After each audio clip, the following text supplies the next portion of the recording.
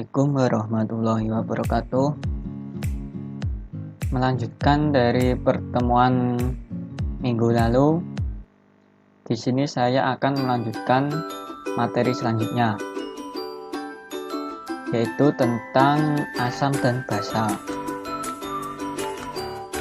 Asam dan basa. Beberapa sifat asam yaitu menghasilkan ion H+ atau H3O+ dalam air, ion hidrogen atau ion hidrogen yang terikat dengan molekul air, terasa asam, elektrolit, bereaksi dengan basa menghasilkan garam dengan air, bereaksi dengan logam menghasilkan gas hidrogen, bereaksi dengan karbonat dan bikarbonat menghasilkan gas CO2. pH-nya yaitu kurang dari 7, mengubah kertas lakmus biru menjadi kertas lakmus merah. Dan beberapa sifat basa menghasilkan ion OH- dalam air, terasa pahit, elektrolit, terasa licin, bereaksi dengan asam menghasilkan garam dan air.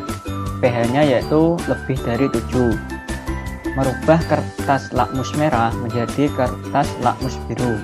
Definisi yang pertama yaitu menurut Arrhenius atau klasik, dalam air asam menghasilkan ion H+, basa menghasilkan ion OH- karena terbatas hanya untuk larutan berair. Teori-teori asam dan basa.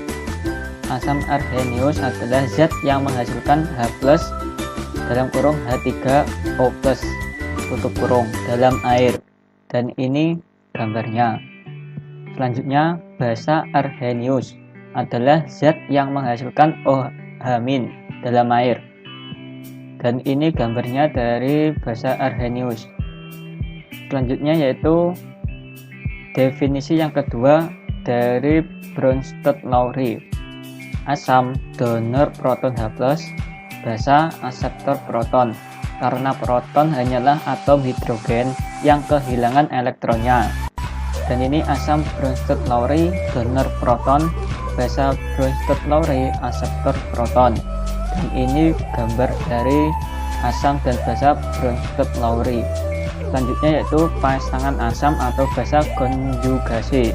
Ini gambar dari pasangan asam atau basa konjugasi, terdiri dari HCO3- plus H2O menjadi H3O+ plus CO3 2-. Yang ketiga yaitu definisi dari Lewis. Asam Lewis yaitu zat yang menerima pasangan elektron, dan basa Lewis yaitu zat yang memberi pasangan elektron. Dan ini gambar dari asam dan basa Lewis. Contohnya yaitu pembentukan ion hidronium. Dan ini reaksi asam atau basa dari Lewis. Ionisasi air. H2O dapat bertindak sebagai asam dan basa. Dalam air murni dapat terjadi autoionisasi. Dan ini gambar dari autoionisasi. Konstanta kesetimbangan air sama dengan Kw. Rumusnya yaitu Kw sama dengan dalam kurung H3O+ tutup kurung buka kurung OH- tutup kurung sama dengan 1,00 kali 10⁻⁻14 pada 25 derajat Celcius. Kekuatan asam atau basa. Kekuatan asam atau basa ditentukan oleh jumlah yang terionisasi. Dan ini gambar dari kekuatan asam atau basa. Contoh asam kuat yaitu HNO3, HCl, HBr, HI, H2SO4, dan HClO4, HBrO4, HiO4. Dan contoh-contoh basa kuat yaitu basa-basa alkali dan alkali tanah, kecuali yaitu Mg dalam kurung OH tutup kurung 2. Pengertian dari pH. pH adalah cara menyatakan kekuatan asam dan basa buka kurung tingkat keasaman tutup kurung. Daripada menggunakan angka konsentrasi yang sangat rendah, digunakan logaritma negatif molaritas ion H+, buka kurung, atau OH- tutup kurung. Kurang dari 7 sama dengan asam, sama dengan 7 yaitu netral. Kurang dari 7 yaitu asam, sama dengan 7 yaitu netral. Lebih dari 7 yaitu basa. Dan di sampingnya yaitu rumus-rumus dari pengertian pH. Selanjutnya yaitu pH meter. Yang pertama, mengukur tegangan larutan elektrolit. Yang kedua, konversi tegangan ke pH. Yang ketiga, murah dan akurat. Yang keempat, harus dikalibrasi dengan larutan buffer.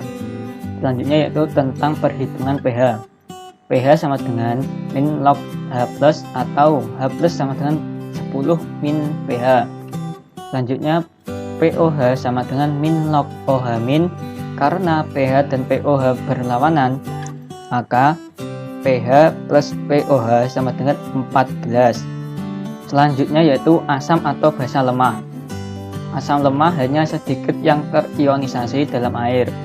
Contohnya yaitu CH3COOH atau asam cuka. Dan ini gambar dari molekul CH3COOH atau asam cuka. Selanjutnya, asam dan basa kuat terionisasi sempurna dalam air. H+ sama dengan ACA, OH- sama dengan BCB, pH sama dengan min log H+, pH sama dengan 14 min log OH-. Keterangannya yaitu A sama dengan jumlah H+ dan B jumlah OH-. Maka pH asam dan basa kuat. Asam lemah tidak terionisasi sempurna dalam air, yaitu AH menjadi H+ plus amin atau AH plus H2O sama dengan H3O plus amin. Tetapan asam yaitu Ka sama dengan buka kurung H+ tutup kurung, buka kurung amin tutup kurung, per buka kurung Ha tutup kurung. Jika konsentrasi asam sama dengan Ca, maka H+ sama dengan akar Ka kali Ca, yaitu tentang pH asam dan basa lemah. Dengan penguraian seperti di atas, maka OH- sama dengan akar Kb kali Cb. Catatannya yaitu Ka kali Kb sama dengan Kw, yaitu pH basa lemah. Dan di sini gambar dari konstanta ionisasi asam atau basa.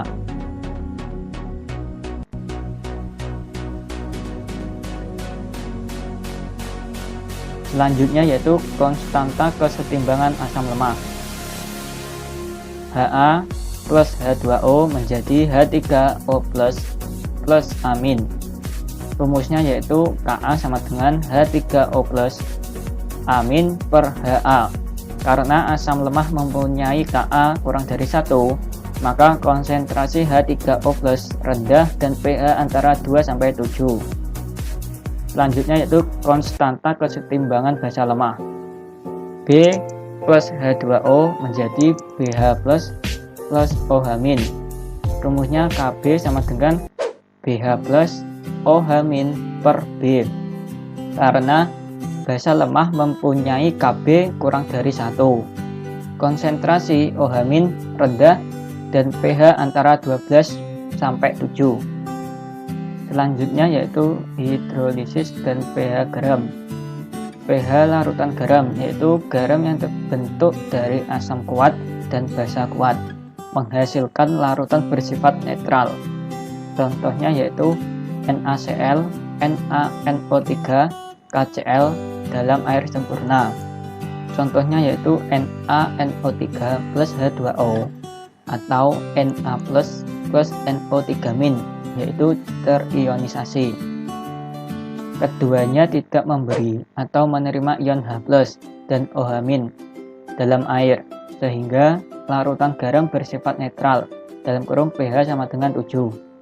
Selanjutnya yaitu hidrolisis adalah reaksi dengan air, maka menghasilkan larutan bersifat basa. Contohnya CH3COONA terhidrolisis dalam air.